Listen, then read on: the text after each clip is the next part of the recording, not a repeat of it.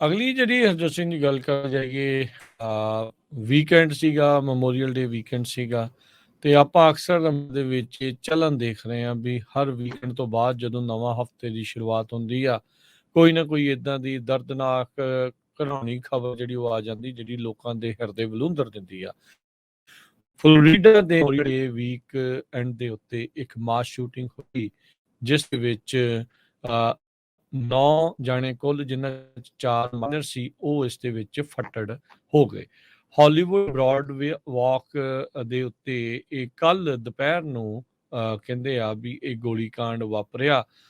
ਇਹ 1 ਸਾਲ ਤੋਂ ਲੈ ਕੇ 17 ਸਾਲ ਦੀ ਉਮਰ ਵਰਗ ਦੇ ਵਿੱਚ ਸੀਗੇ।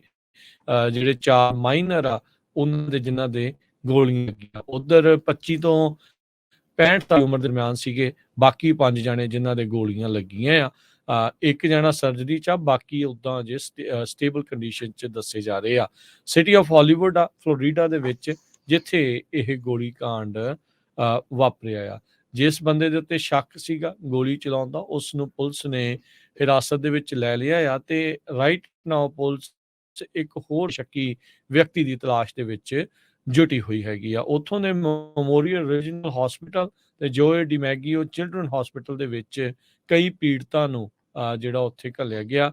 ਕਹਿੰਦੇ ਵੀ ਇੱਕ ਬਹੁਤ ਹੀ ਛੋਟਾ ਜਿਹੜਾ ਉਹ ਬੇਬੀ ਇਨਫੈਂਟ ਹੀ ਆਪਾਂ ਕਹਿ ਸਕਦੇ ਹਾਂ, ਉਸ ਦੀ ਉਹਦੇ ਵੀ ਗਨ ਸ਼ਾਟ ਜਿਹੜਾ ਉਹ ਲੱਗਾ ਆ, ਲੱਤ ਦੇ ਵਿੱਚ ਉਸ ਦੀ ਗੋਲੀ ਲੱਗੀ ਦੱਸੀ ਜਾਂਦੀ ਆ। ਸੋ ਕਹਿੰਦੇ ਵੀ ਕਈ ਜਿਹੜੀਆਂ ਗੋਲੀ ਦੀਆਂ ਆਵਾਜ਼ਾਂ ਜਿਹੜੀਆਂ ਆਈਆਂ, ਲੋਕਾਂ 'ਚ ਭੱਜਦੜ ਜਿਹੜੀ ਆ ਉਹ ਮਚੀ ਤੇ ਦੇਖਿਆ ਗਿਆ ਵੀ ਡਾਊਨ ਦਾ ਸਟਰੀਟ 3 ਹੋਰ ਗੋਲੀਆਂ ਜਿਹੜੀਆਂ ਆ ਉਹ ਸੁਣੀਆਂ।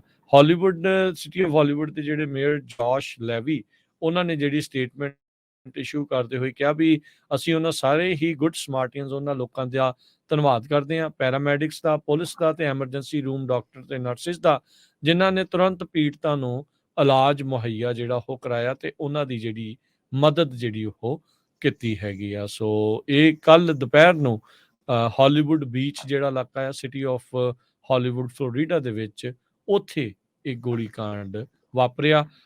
ਖੁਸ਼ਕਿਸਮਤੀ ਦੇ ਨਾਲ ਕਿਸੇ ਦੀ ਮੌਤ ਤਾਂ ਨਹੀਂ ਹੋਈ, ਪਰ ਇਹ ਆ ਵੀ ਇਹ ਮੰਦਭਾਗੀ ਘਟਨਾ ਜਿਹੜੀ ਆ ਉਹ ਵਾਪਰੀ ਹੈ, ਜਿਹਦੇ ਵਿੱਚ 9 ਜਾਣੇ ਕੁੱਲ ਜ਼ਖਮੀ ਹੋਏ ਆ, ਜਿਨ੍ਹਾਂ 'ਚ 4 17 ਸਾਲ, 1 ਤੋਂ 17 ਸਾਲ ਦੀ ਉਮਰ ਵਰਗ ਦੇ ਵਿੱਚ ਵੀ ਦੱਸੇ ਜਾਂਦੇ ਆ। ਅਗਲੀ ਜਿਹੜੀ ਹਰਜੋਤ ਸਿੰਘ ਦੀ ਗੱਲ ਕਰ ਜਾਈਏ, ਵੀਕਐਂਡ ਸੀਗਾ, ਮੈਮੋਰੀਅਲ ਡੇ ਵੀਕਐਂਡ ਸੀਗਾ ਤੇ ਆਪਾਂ ਅਕਸਰ ਦੇ ਵਿੱਚ ਚੱਲਣ ਦੇਖ ਰਹੇ ਹਾਂ ਵੀ ਹਰ ਵੀਕਐਂਡ ਤੋਂ ਬਾਅਦ ਜਦੋਂ ਨਵਾਂ ਹਫਤੇ ਦੀ ਸ਼ੁਰੂਆਤ ਹੁੰਦੀ ਆ, ਕੋਈ ਨਾ ਕੋਈ ਇਦਾਂ ਦੀ ਦਰਦਨਾਕ ਘਿਨਾਉਣੀ ਖਬਰ ਜਿਹੜੀ ਉਹ ਆ ਜਾਂਦੀ, ਜਿਹੜੀ ਲੋਕਾਂ ਦੇ ਹਿਰਦੇ ਵਿਲੁੰਦਰ ਦਿੰਦੀ ਆ।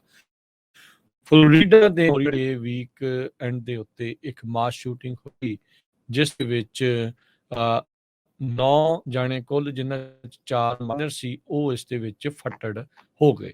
ਹਾਲੀਵੁੱਡ ਬ੍ਰੌਡਵੇ ਵਾਕ ਦੇ ਉੱਤੇ ਇਹ ਕੱਲ ਦੁਪਹਿਰ ਨੂੰ ਕਹਿੰਦੇ ਆ ਵੀ ਇਹ ਗੋਲੀकांड ਵਾਪਰਿਆ।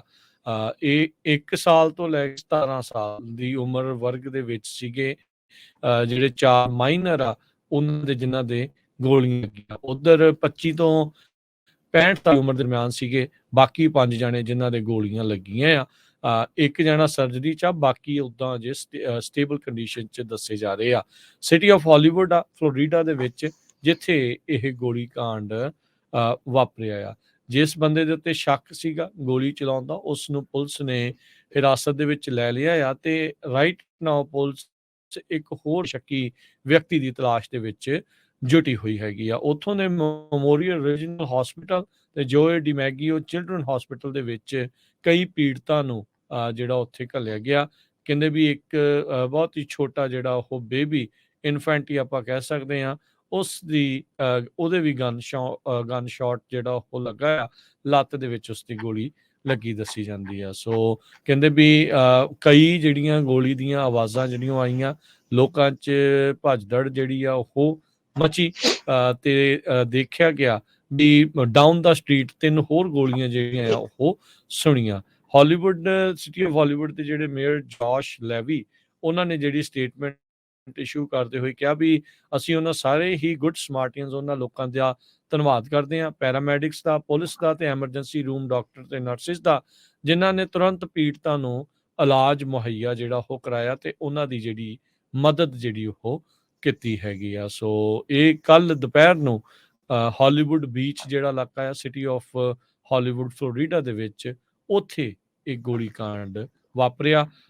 ਖੁਸ਼ਕਿਸਮਤੀ ਦੇ ਨਾਲ ਕਿਸੇ ਦੀ ਮੌਤ ਤਾਂ ਨਹੀਂ ਹੋਈ, ਪਰ ਇਹ ਆ ਵੀ ਇਹ ਮੰਦਭਾਗੀ ਘਟਨਾ ਜਿਹੜੀ ਆ ਉਹ ਵਾਪਰੀ ਹੈ, ਜਿਹਦੇ ਵਿੱਚ 9 ਜਾਣੇ ਕੁੱਲ ਜ਼ਖਮੀ ਹੋਏ ਆ, ਜਿਨ੍ਹਾਂ 'ਚ 4 17 ਸਾਲ, 1 ਤੋਂ 17 ਸਾਲ ਦੀ ਉਮਰ ਵਰਗ ਦੇ ਵਿੱਚ ਵੀ ਦੱਸੇ ਜਾਂਦੇ ਆ।